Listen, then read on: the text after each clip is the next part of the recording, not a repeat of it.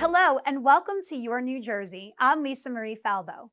On today's show, we'll learn about the family fun offerings of downtown Cranford. We'll also learn about what you need to know when filing your taxes with New Providence CPA Tony Barbera. But first, Representative Mikie Sherrill recently announced the launch of her 2021 Heroes program, dedicated to calling out those who have made a significant difference in their communities during the COVID-19 pandemic. Joining us now is Representative Sherrill. Thank you so much for joining us here. Well, thanks so much for having me. Tell us all about this Heroes program. I think it's so cool what you're doing. Well, thanks so much. We started the Hometown Heroes, where we went out to the community and said, if you know somebody who has really made a difference in other people's lives during these past couple tough years, please let us know. We really want to honor them.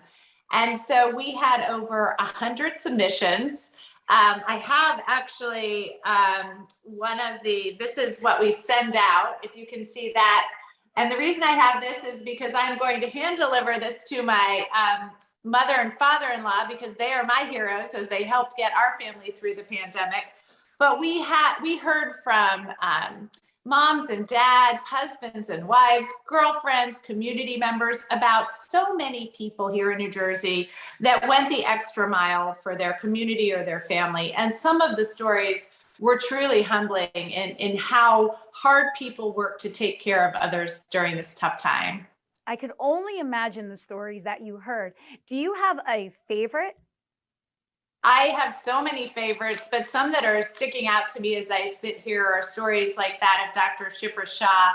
So she is a doctor in Wayne, and as a mother was still putting her life in danger, really. She was working from the start of the pandemic, when we didn't know how to treat it very well, when we didn't have any vaccines, and working in the hospitals, working in the community to take care of people. She actually contracted COVID very early on. And the minute she was, she got well, she went right back to taking care of others. And if you remember, at that time, families couldn't go into the hospitals when their loved ones were very, very sick. And she worked incredibly hard to make sure people had access to FaceTime or other means of communicating with their family members during those tough times. And she also she takes patients with Medicare and Medicaid, and her husband nominated her. So that also shows you, because she really had to do all that work. And, as she was doing it, she was away from her family, and again, contracted COVID herself. So the fact that her family too was so behind her and they were supporting the community as well. So it just was really heartwarming to me. So after you collect all of these nominations, how do these people get rewarded? Well, like I said, we send them, we put it on our website, and then we send them that certificate I showed you, and send them a letter. And, a lot of our people that we have that have been nominated for this, even the people that nominated them said they don't really seek out an award or acclaim. We had people like Adam Rudolph in Lake Hiawatha. He's a truck driver and was working 14 to 16 hours a day. His girlfriend submitted it, and she said he's not really looking for recognition, but I'm just so impressed that he was delivering much needed supplies because we have a shortage. He was out there all the time doing this, and I just think he kind of deserves it. So I'm sorry, he might be a little embarrassed that I mentioned him, but we just owe people like Adam such a debt of gratitude for keeping us going through the tough times. So they'll get a certificate, they'll get a note from the office, they'll be up online. And I think the nice part will be they also will know that their dedication and work has not gone unnoticed and has meant so much to all of us. Yeah, and maybe when we can safely gather without worrying about COVID at all, you could have a party. Well, I would love to do that. I am looking forward to that day on so many levels. Me too. So when preparing for this segment, I browsed your website, and you are engaged in so many grassroots ways. Why is that community outreach so important to you? Well, as I mentioned, it's been a tough couple of years, and we've seen that on so many levels. I have 4 kids, and they weren't in school for the majority of the last year or so. And so we've lost some of those ties a little bit as we've been isolated and quarantining. I know there are a lot of people with mental health problems that have arisen out of this isolation. And so it's important, I think, to remind people that we're all in this together, that your community members love you. I have to tell you, as many people know, I run as a Democrat. I was in the Navy. A lot of my friends are really Republican. But when you think about community, when you think about your neighbors, all of that kind of goes to the side, because you're really just making sure that you're seeing the humanity in another person. And I think we've lost that a little bit as we've only been online and we've only been in chat rooms. We haven't been at neighborhood barbecues. And that's what we're working hard to restore, is that sense of unity, that sense that no matter your background or your thoughts, we really want to take care of you as another community member and make sure you're doing okay. Well, you are my hero for mentioning that you had to worry about 4 kids doing homeschool while you had all of your responsibilities during an unprecedented pandemic. How did you navigate all of that? Well, as I mentioned at the beginning, I navigated it with the help of a lot of different people. So for example, like so many working parents, I was really struggling through this with childcare. Our childcare kind of fell apart in the middle of the pandemic, and my in-laws, Gary and Kathleen Butler, had to move in with us to help us out. They moved out all the way from California and have moved here to New Jersey to help us out. So, you know, we really reached out to our family. I know that so many friends throughout this time have reminded me, you know, as I've gone back and forth to Washington, don't forget that this test is coming up. You know, don't forget that there's, you know, this activity is due for the kids. Like, I think as moms, we rely on all our other mom friends to kind of keep us alert to the things that we're supposed to be turning in or helping our kids do. But I've just relied so much on other community members and their help and support. And I just have so much gratitude to them.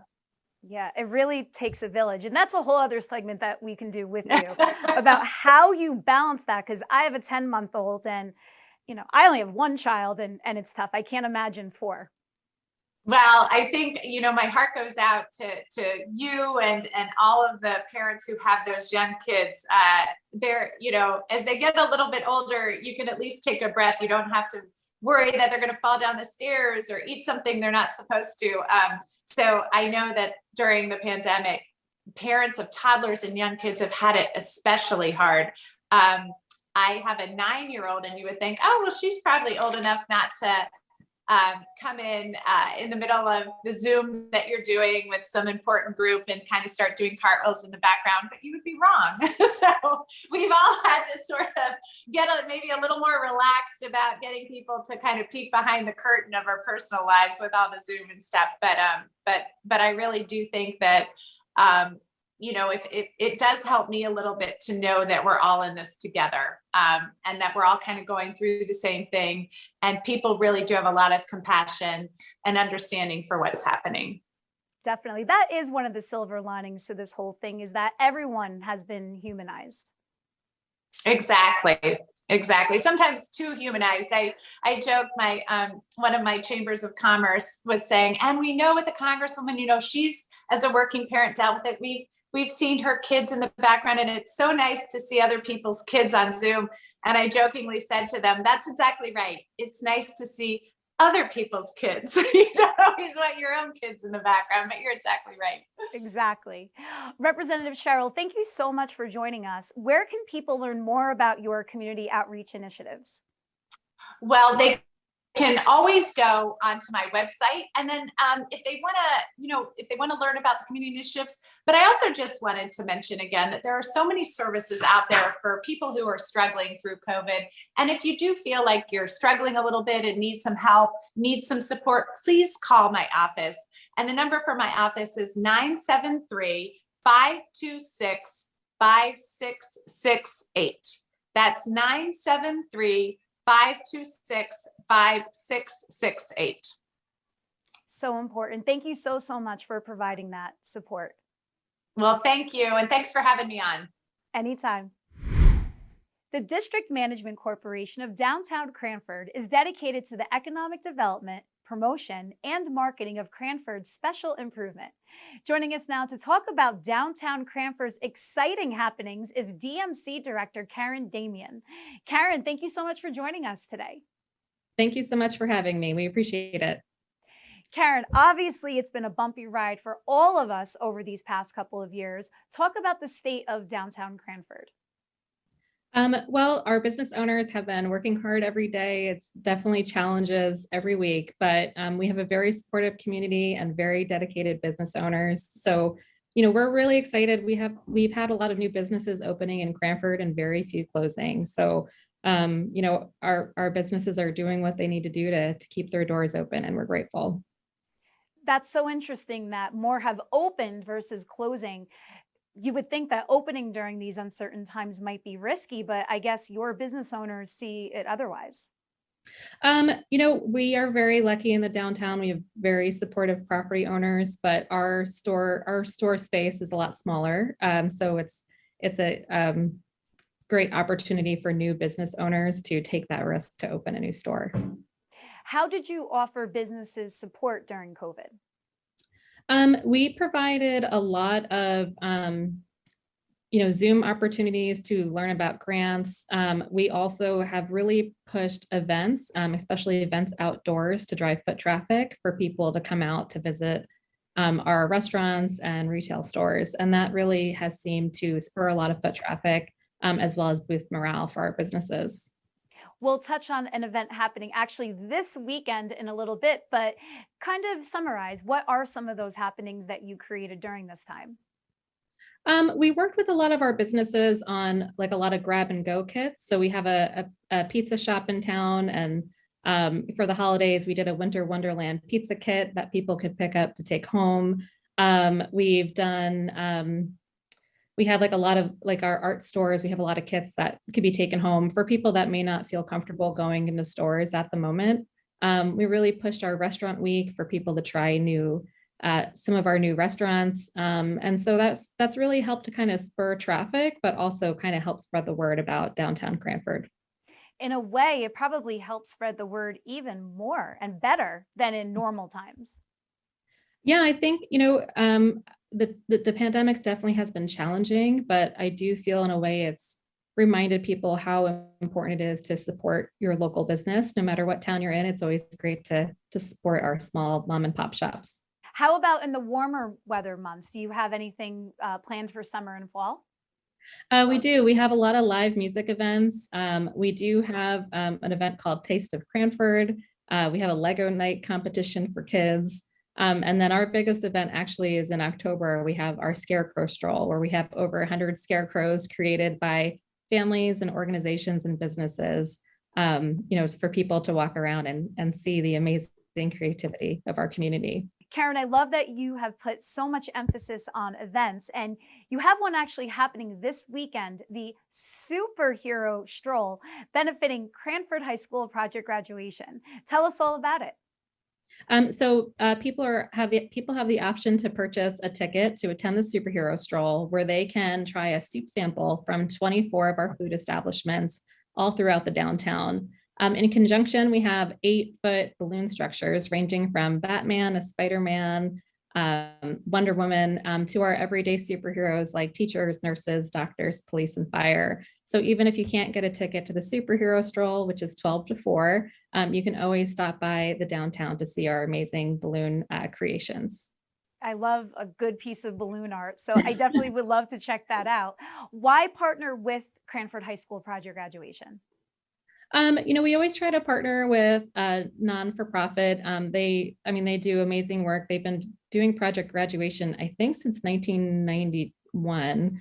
And it's a great fundraiser. It's an event for after graduation, the high school students can attend, to be together in a safe space to celebrate their year. So we were really excited to partner with them. It's a great cause.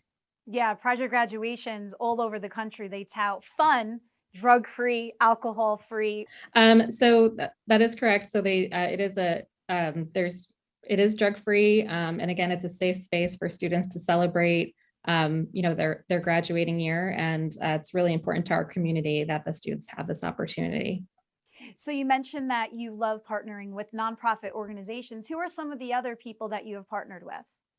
We've partnered with Project Home of Cranford. That is a nonprofit in town where they fundraise money for people that might have fallen on hard times, where they might need rent assistance. We've also partnered with Cranford Family Care. That's another nonprofit in town where they help with food need for our local residents. We actually have an event. We just had an event last weekend, Cocoa for a Cause. So people brought some kids snacks. They got a free cup of cocoa from Track 5 Coffee. So we're always trying to partner with a lot of our organizations in town, not only to support their need, but also give them a platform that the community can learn more about them. Caren, I think it's so special that you use downtown Cranford to benefit so many worthy nonprofits. Where can people find out more information about downtown Cranford? They can definitely go to our website, downtowncranford.org. There we'll have a list of all of our upcoming events. They can learn more about, we have Restaurant Week coming up in a few weeks, and we also have our Fire and Ice event the end of February, where we'll have ice carvers and a wing competition. So we're always trying to have a lot of fun events in our town so people can come down to celebrate and also shop in our stores. Caren, that's so great. Thank you so much for joining us, and we look forward to having you back on soon to talk more downtown Cranford. Sounds good. Thank you so much. As the old saying goes, there are few certainties in life, taxes, of course, being one of them. Joining us now to tell us all we need to know this tax season is Tony Barbera of Barbera and Barbera CPAs in New Providence. Tony, thank you so much for joining us here today. Oh, you're welcome. It's my pleasure to see you this morning. Tony, what do we need to know to prepare for our 2021 returns? Well, I would tell you that the biggest thing that you have to know for this year is the advanced child care credit. Okay, so Congress passed the law, and in July, taxpayers started receiving an advanced child credit. If your child was under 6, you received $300. If your child was over 6 but less than 16, you received $250. Last year the credit was $2,000. Now they raised it to $3,000.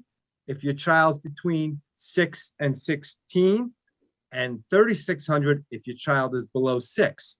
So you are going to get a larger credit, but the downside to this credit is it was given in advance. So you may actually owe some of it back. And then if your income is in excess of $75,000, if you're single, and more than 150 married filing joint, don't qualify for the credit, so you would have to give it back. So this is the little unknown that's going to cause a lot of confusion. And then the other part of the confusion is, what if the spouses are divorced and one spouse claims a child in 2020 and the other spouse claims a child in 2021? Well, the IRS sent the advanced credit to the person that claimed the child in 2020. So now the other parent should have claimed the child. So there's going to be a reconciliation of this credit, and that could be a little bit of a problem. Yeah, that sounds like a mess. And we pay so much here in New Jersey that nobody wants to give money back to Uncle Sam. No one ever does. And the other part of that problem is people are not going to know how much they actually received. They're going to say, oh, I only got 3 checks, but they really maybe got 6. And that is similar to the problem with the stimulus. People received the stimulus in 2020 and 2021, and some people didn't get it, some people got it, and then the IRS was way behind in processing. So it causes a little bit of confusion. What I tell everybody is exercise patience. The IRS was shut down for a period of time. State of New Jersey was shut down, and they're not allowed to be in the office. So They're behind in processing. They are trying as hard as they can. I'm on the phone with the IRS and New Jersey weekly following up, and they are trying. It's just they're overwhelmed, but they will get to everything. In another few months, they should be caught up. They feel this year that instead of 14 days to receive your refund, it's going to take 21 days. That's not bad. If you file your return electronically, if you put your bank information, within 21 days, you will have your refund. And I think it's going to be shorter than that because the IRS will say a higher time just to be on the safe side. In 2020, they made the unemployment exempt up to $10,200 a person. So if you and your spouse earned each $10,200 of unemployment, you didn't pay any tax on that. But now this year, that's fully taxable. So if you had the same income as last year, you could possibly owe money. So that's going to be a little bit of an issue with some people. Like, why am I paying tax on unemployment? I'm out of work. I have no money. But, that is something we have to deal with. I don't know if they're going to make it exempt. They haven't said it. I don't think they're going to do it because last year it became a mess because they did it in the middle of March and it was a disaster for the IRS. Tony, in listening to you break all of this down, it really drives home the fact that having an accountant do your taxes is so vital versus these websites. I'm sure you would agree with that. Yes, I do. Now, these websites provide a tremendous service. They are terrific. But what they do not provide you is with the clarity and insight into your financial situation. When you sit with your CPA, you're going to discuss your estate plan, your insurance needs. We're going to tell you, discuss this with your financial advisor. One of the first things I tell every person is to make a budget. Know what you're spending, and then sit with your financial advisor and determine how much more should I put in my 401k? Should I pay down my mortgage? Should I buy more life insurance? These are things that you can only find out through discussions with a professional. The software cannot provide that to you. We try to guide people on making proper financial decisions and to make a proper financial plan for the rest of their life. A couple comes in and now they have their first child. Well, I always tell them you should get a will. Go see your attorney, name a guardian, think about setting up a 529 plan for your child's education. 18 years is a blink of an eye. I have 4 children. It went so fast, my baby is 21 years old. It comes. So I encourage people to sit with their advisor and make a plan. 20 years is so fast. You must be prepared. And you have to be prepared for the unknown. And these advisors will help you. So when people come in to do their taxes with their accountant, what should they be bringing with them? Well, I try to get people to prepare a checklist and have this checklist, and we constantly update the checklist.